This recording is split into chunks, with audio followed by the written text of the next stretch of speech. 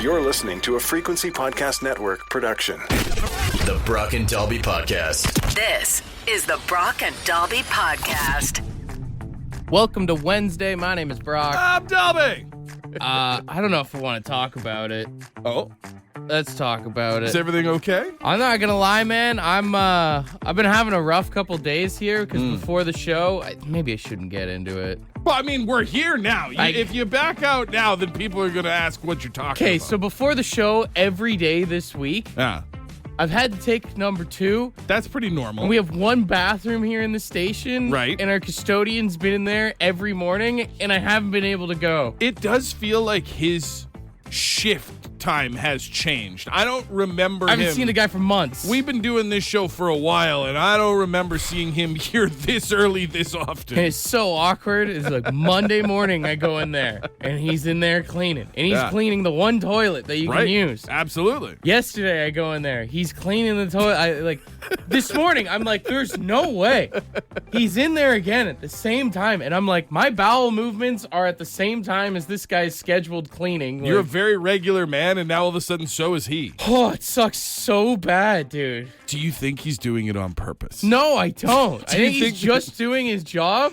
Do you think that he changed his schedule because you've been damaging his product? I am dying right now, man. This is the third day in a row that we've had to go on air, and I have this feeling in my stomach, and I just... The best was yesterday when you left well before the show and came back because he was in there, and then you tried to go back right before the show and came back in here because he was still there. And then I went after the first break, and he was still in there. It's a man who takes his time. And he looked at me, he's like, what are you doing? And I was like, I have this cut on my hand, so I pretended like I just cut myself, and I was Right. like, oh, I gotta clean my hand. I'm like lying about having to go poop. Is it wrong if I just go in there? And I mean, if anybody knows what the toilet is for, it's the guy that has to clean it up. I just feel like it's rude, like he just cleaned. Right, but at the same time, like, if it's really bad, he's in a position to be able to fix it, you know? I know, but like, if it was at my house and I just finished cleaning the bathroom and like you came in and were like, excuse me, got to go to the Super Bowl real quick, I'd be pissed. But what's the grace period, right? A toilet is a toilet. It's meant to be used for very specific it's not uses. for show. That is valid. So Yeah. once it's been cleaned, what is the window of like, let it be? I don't know if we have any like custodians or janitors that listen to the show. Is it frowned upon if like I go and use the facilities while you're still in there? Maybe you have to reframe it in your mind. Right now, you're feeling like if you go in and do this, it would be disrespectful to him to undo the work that he's done. But what if it was more like a compliments to the chef situation? What, like I sit there and I'm like, oh, this is beautiful, by the way. The seat has never looked better. I can see myself in the bowl. Fine work, sir. You know, maybe he would be flattered. They'd be like, wow, I did such a good job that this guy had to get on it right off the bat. Yeah, I don't know, man. Like, I'm just like sitting there like, oh, dude, is this 2-ply? Like, oh, wow. You're spoiling us, You really sir. smell that Lysol in here. You wouldn't by chance happen to have a match, good sir, would you? I just feel the same way of like, you know, when you walk into a store and someone just finished mopping and you're like, oh, I don't want to step over this. Oh, like, especially in the wintertime when, like, you can see the marked footprint trail of you ruining somebody's day. yeah, this is like worse than footprints, though. That's true. This is like you literally just got in there and I'm like, all right, brother, let me step in. This is one muddy footprint. Yeah. The Brock and Dalby Podcast. We did get a development here in the bathroom situation. This is the best. So our wonderful receptionist, Michelle, is part of the Dirty 530, and she texted in and said, okay, I will ask our landlord to see if the cleaner can come at night instead of first thing in the morning. And I said, oh no, please don't do that. Please do not have that conversation. She said, maybe if you just keep trying to go in there, maybe he'll get the hint. You just got to press the issue a little bit. Michelle, if you're listening, you cannot tell him. Absolutely That's not. so awkward. Well, no, because it's actually even worse than her telling him. It's her telling his boss To tell him. This is the equivalent of if you got bullied in school and you went home and told your parents, Well, I'm going to have a talk with that kid's parents to tell him to knock it off. Oh God, yeah, it is. This is the worst situation. What's Buddy going to be like? Hey, you know those two jack-offs on the morning show? Yeah, one of them has to take a dump every morning, and you're always in there. One of them's no. been prairie dogging every morning for a week, and you're really throwing off his regularity. I hate the show. And again, because you see him every morning. You guys make eye contact. He knows, deep in his heart, he knows what you're trying to do. But you haven't talked to him, so he's like, okay, I'll just keep working. I just feel like I can't infringe on someone else's job. Like, right. If his boss then comes to him and is like, hey, we got an anonymous complaint asking you not only to change your entire work schedule by 6 to 8 hours, if you could just change your life so this one mutt can poop in the morning, that would be great. He's gonna hate you forever. Oh my God. I Michelle, please don't do that. Do not make that phone call. This is the Brock and Dalby Podcast. CCR week, which means they'll be featured on the Sunday Night Vinyl series with Howard Manshine, but of course it is Wednesday, so let's make some CCR a little bit dirty here. I'm excited for this one because I feel like these songs I've been hearing since I was just like a wee little baby, and I'm excited for you to ruin them for me. Yeah, well, let's start off here with Fortunate Son. Some folks are born made to the flag, ooh, they're red, white, and blue. And when the band plays hail to the chief, ooh, they point the at you. Not a Vietnam song anymore, is There's it? just something about that song that makes him want to point it, you know? I don't know what it is. Yeah, down on the corner. I mean, there's a lot of jokes that you could just make with the phrase down on the sure. corner, but let's make it dirty. Down on the corner, out in the street, playing the popo, bring a nickel feet. What can you realistically expect for a nickel in that situation, though? And we'll leave it up to the imagination what they're doing to your feet, you know? Looking out my back door, another one that just, like, kind of writes itself. The wording is there. But here we go. Get all the happy creatures on the lawn. Dinosaur controller, listening to Buck Owens. Get out my back door. It could be worse. It could be out the front. Yeah. At least it's out the back, you Could know? be going in his back door, too, right? And have you ever wondered why Mary was so proud? The way things might have been. Big keep on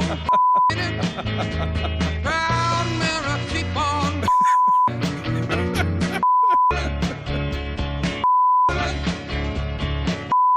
On a river. Shout out to Mary. It's always more fun on a boat. Seems fun. The Brock and Dalby Podcast. The Brock and Dalby Podcast.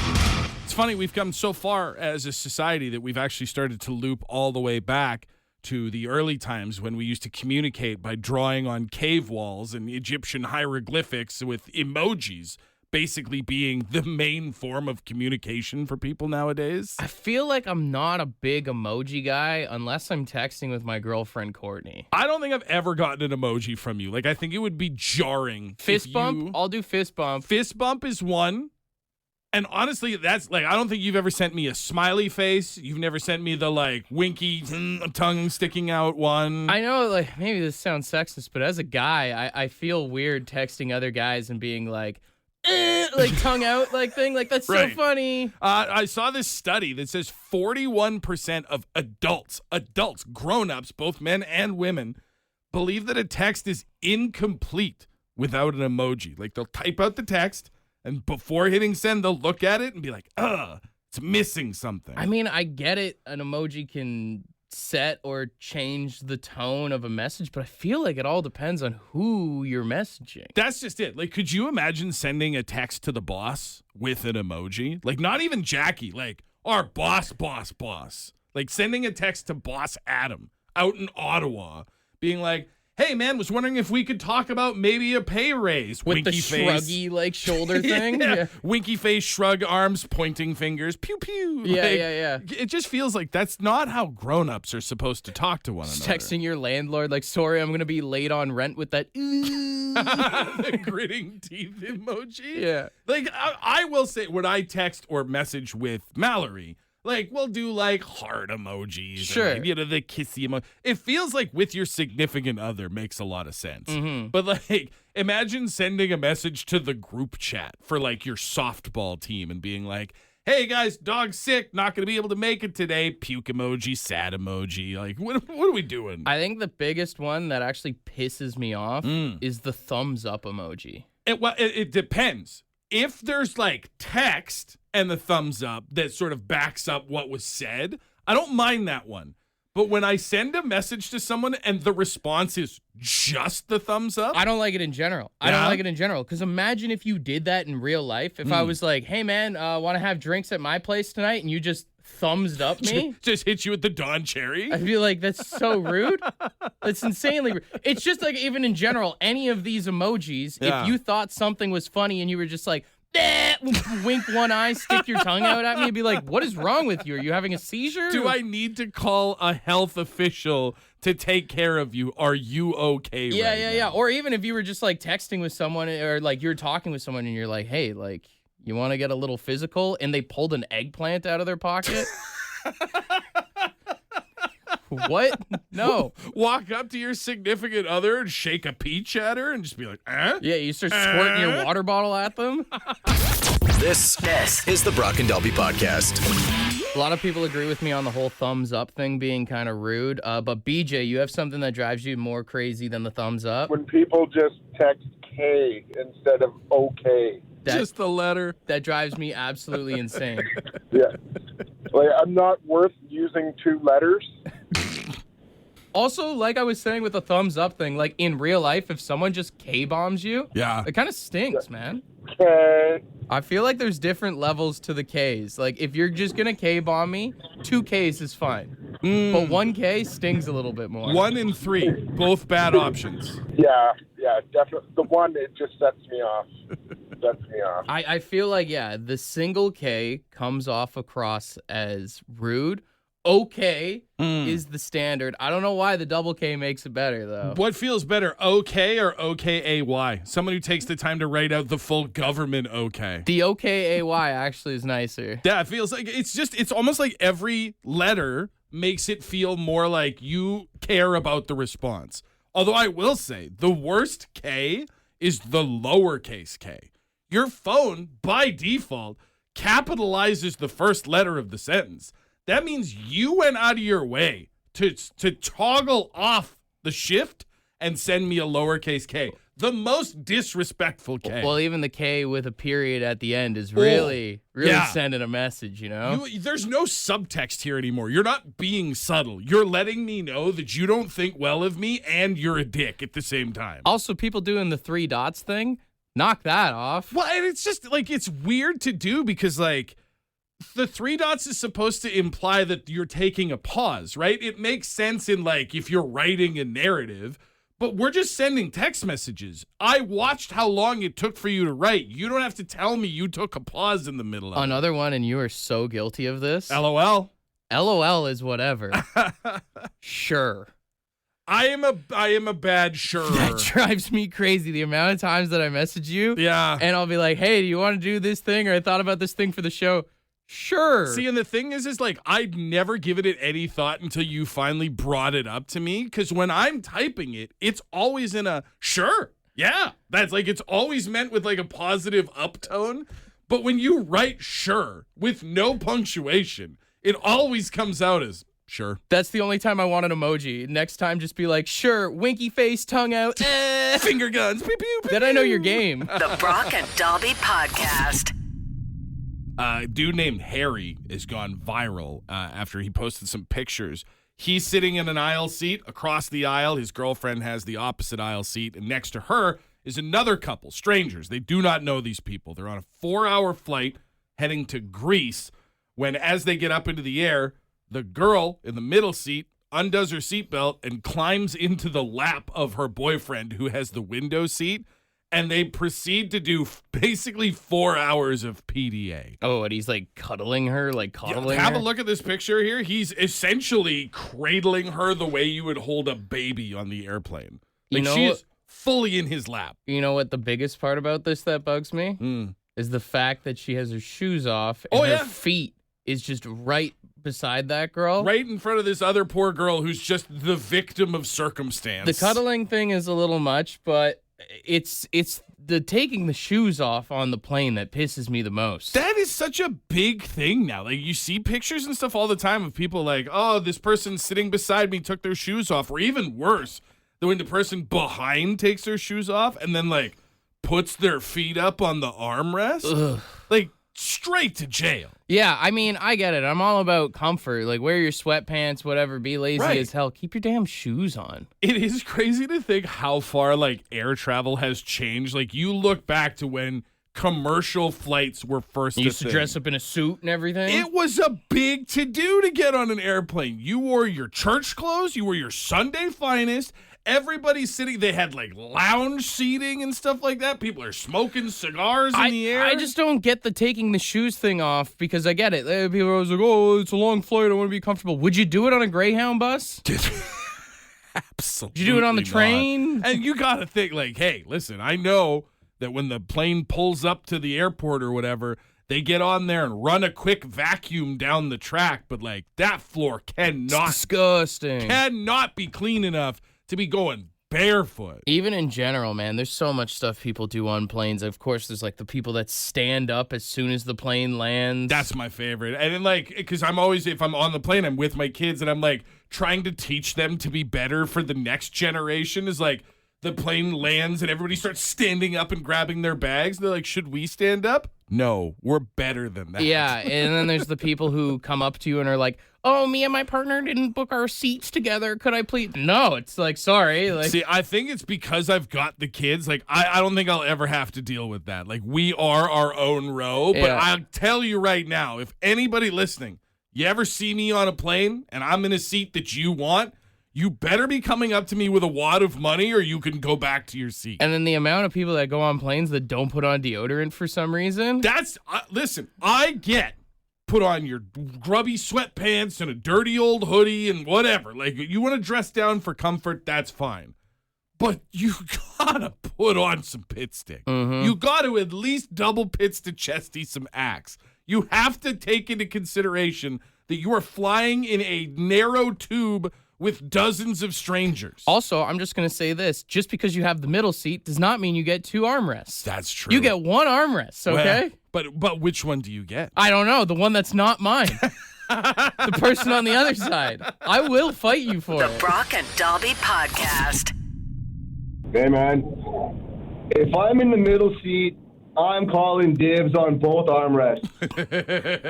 It's not my fault that you booked your ticket too late. Hey, sometimes my work books my flights. It is one of those things where, like, I see it from both sides. If you're on the aisle or the window, you want that armrest, right? But if I'm in the middle, if I'm already having to deal with being the middle seat, I'm probably like this guy. I'm going to fight for as much comfort as I can scrape out of this situation. Brother, I'm going to be honest with you. If I see you and you're in the middle seat, I'm like, damn it, dude.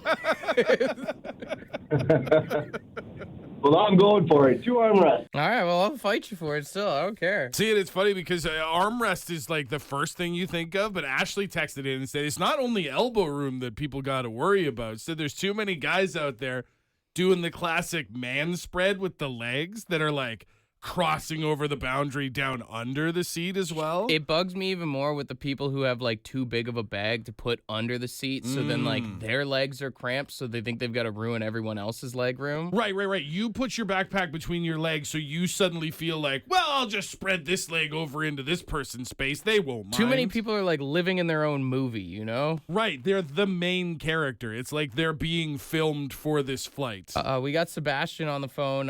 What's your airplane pet peeves? Well, when it's 5 a.m. and you get on the plane and you know, you got that one guy that's got his window shade open, and everybody in the plane's just trying to get, you know, a few minutes of sleep.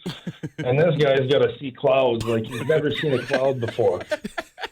Like, come on, bud, just close that shade. That is the absolute worst. We're trying to sleep. I mean, maybe it's his first flight, you know?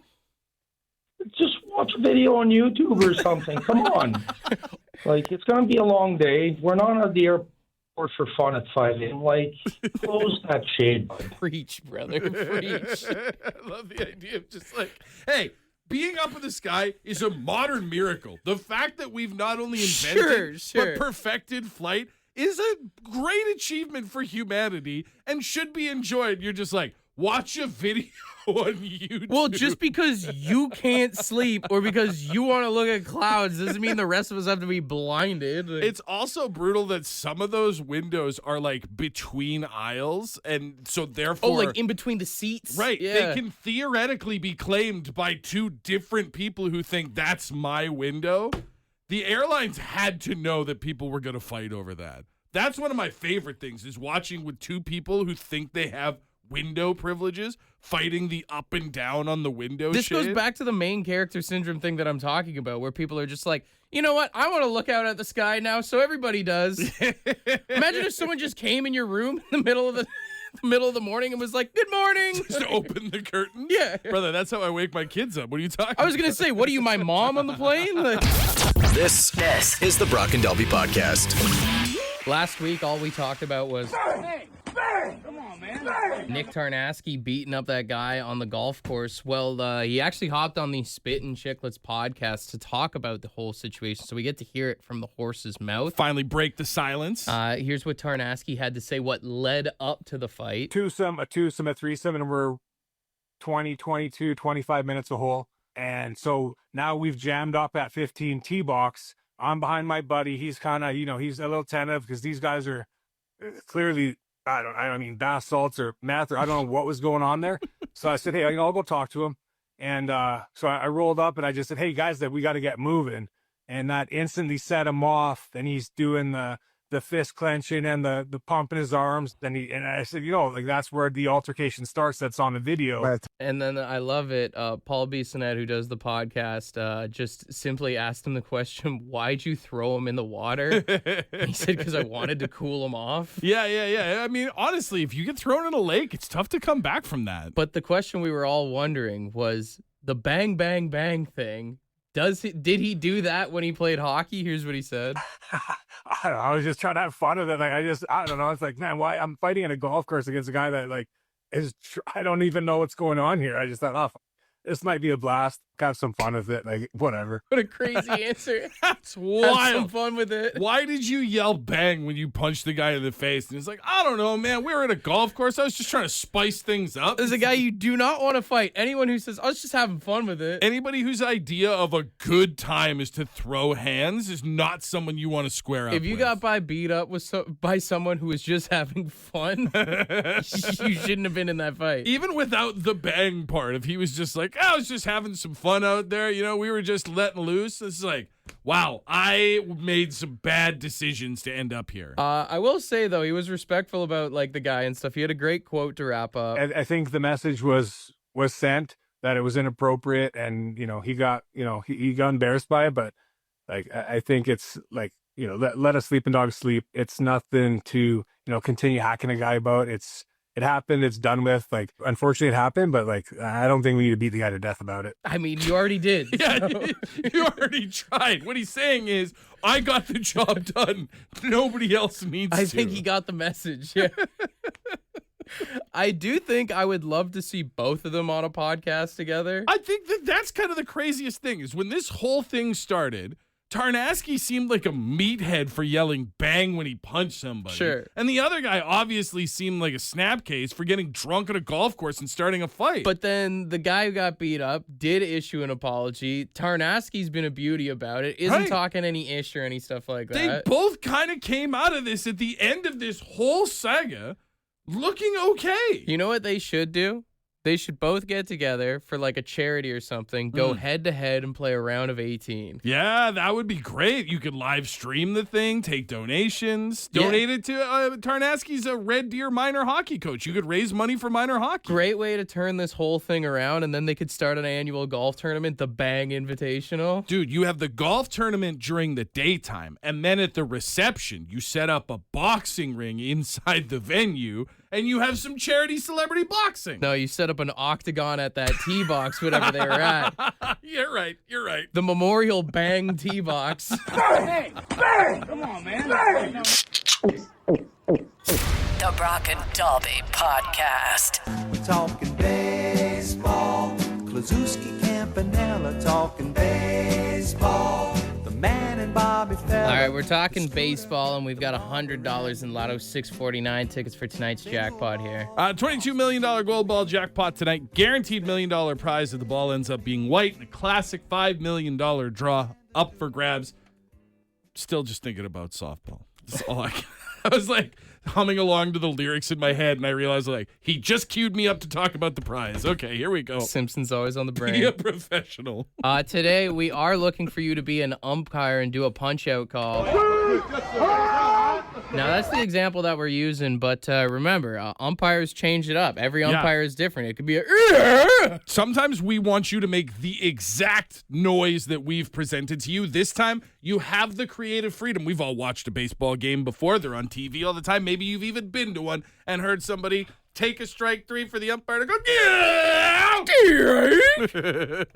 if you're not one of our 3 umpires, that does mean you are a base judge, so 762-555. Let us know who's the best umpire this morning. That was good. I like that. All right, we'll go to line 1 here. Hey, good morning. Who's this? Good morning. It's Bob. Bob, all right. We need you to be an umpire for us. That's the example, but give us your best strike 3 call, all right, buddy? Okay. Whenever you're ready. Sounded like something from the Flintstones. That was sick. That was good. Almost reminded me of that guy from The Simpsons, that cheek shake. Yep. All right, stay on hold, all right, buddy? All right. Go to line 2 here. Hey, good morning. Who's this? G'day, it's Jake. Jake, all right, we need you to be an umpire. Can we hear your strike 3 call? Yep. All right. Strike 3. You're out of here. Oh, a little meat on it. I like that. Well done, Jake. One thing I'm realizing is that umpires must terrify their kids when they yell at them. Dude, imagine you're running through the house. Your dad's a Major League Baseball umpire. Get up! Yeah. Time to get up! All right, we go to line 3 here. Caller number 3, what is your name? Hi, it's Liam. Liam, all right, you're in the sweet spot here. You've got to hear everybody else. What do you think of your fellow umpires this morning? I think they put on a pretty good performance. I'm not gonna lie. I'm nervous here. I don't know if I can match their energy. All right, well, here's the example. You can go with whatever you want, make any sound you want. Let's hear it, Liam. All right. You're out. Very nice. Short and simple. It was good. All right, okay, let's weigh out the options here. Line 1, line 2, line 3. I'm a big fan of all business Bob. Like, Bob didn't want to have a conversation with us, didn't want to chat, didn't want to drag it out. He just came in and said, yeah, there, and then he was done. And he really dragged it on, too, which was nice as well. Has some powerful pipes. I would say he's my number 1, and Liam, no offense, but Liam, I think, was just a little too plain. So Liam's out? I would say Liam's out. Where do you stand between Bob and Jake? I mean, the text line seems to agree, line 1, so I think I got to agree with the text line, though. It's all business, Bobby. Are you still there, my friend? Oh, yes, I am. Well, there he is. You are not out. You get yourself a ding and a round of applause and $100 in Lotto Max tickets, all right? Great. If you do happen to win the big jackpot tonight, some nickels and dimes for the fellas, or at least take us to a Looney Dog game. Oh, yeah, we're going to get you guys a $7 beer and a hot dog. Hell yeah. $7? Hell yeah. Maybe 20 years ago. The Brock and Dalby Podcast. Would you rather Wednesday? Would you rather Wednesday? All right, yeah, let's get weird. 762-555. First, would you rather question in here says, Would you rather give birth to a pineapple or a watermelon? Watermelon C-section. You could do that. That's true. Although the surgery is always a dicey thing. But the pineapple, I feel like would do damage. That's the thing. I feel like no matter what method you plan on going with, the human body can shock people. I feel like watermelon's got to be the answer because them pineapples is spiky, man. Mm-hmm. They're too pointy. Just picking one up hurts. Never mind trying to pass it. Yeah, that's going to be some scars that'll remind you, you know? Would you rather have hamburger patties for lips or a hot dog for a nose? Who thinks of this stuff? I think I'd rather have the hot dog for a nose than be Mayor McCheese. I don't know, man. I feel like it would be weird. You'd just constantly be smelling hot dog, wouldn't you? If that was where your scents You'd were? also be smelling burgers all the time. And you'd also technically be drooling because you know how greasy a burger gets? Well, but once it dries out, it's hard. You know, it would be almost like lip chap. It'd be on there giving sort of like that smooth texture to sort of round out the craters of the beef. Now, if you were to get reconstructive surgery, I feel like it's easier to fix the hot dog nose than it is the burger lips. I don't know, man. You just shave off a little bit of that beef, round it out, maybe put a nice little layer of cheese on there, like lipstick. I'm taking burger lips. Ugh. I like the ugh, like there's a good option. Like if you had a hot dog nose, you'd be living a blessed life. Some people have hot dog noses. I've seen them. So I said, would you rather have to crawl everywhere like a baby, or you have to dance everywhere you go? Give me the dancing. These knees, I can't crawl. Buddy, if I had to crawl to the door, what's that? 10 feet away, maybe? Yeah. I would be in agony. There's some people downtown I see doing this already, so... I mean, dancing generally, you're having fun. You're listening to music, whether in your head or outward. Like, I feel like, especially, you can subtle dance. It's not like you have to mambo number 5 everywhere you're going. Yeah, I guess the only problem is if you run into someone's like, freeze, and you're like, I can't honestly stop. can't. I swear to God, officer. Would you rather soil your pants at work or soil yourself while sitting in your car stuck in traffic? I think you got to go at work. Oh, no, absolutely not. Listen. Is the soiling yourself in the car going to be worse for you? Absolutely. You're going to make a mess. You're stuck in it. You're trapped. But at the end of the day, I can go home. I can have a shower. I can wash or burn my pants. I can get my car cleaned. I cannot reclaim my dignity after pooping myself in front of the people that I see on a daily basis. I get that. But also, I mean, it's hard to get a free day off sometimes. So that's what you gotta do. Pull the trigger, man. If you're out of sick days, if you don't have any PTO, just poop yourself. They're not gonna want you to stay at work. They're not gonna want you to come back either. You're a grown adult who just soiled himself for no reason. Oh, sorry. Oh, do you want me to make an HR complaint because you want to talk about my body now? Oh, are we saying that this is medical now? Are you going to bring me a doctor's note? You can't ask me about that. I'm pretty sure I can ask for a doctor's note if you're leaving work. Government changed those rules. You're not allowed to ask me that. I'm pooping to the car. All right, what's one more here? Would you rather have to pay for everything in pennies for the rest of your life or have to use a pogo stick as your only method of transportation? Both of those suck. I mean, when you say only method of transportation, say I need to make a cross-province trip. Sure.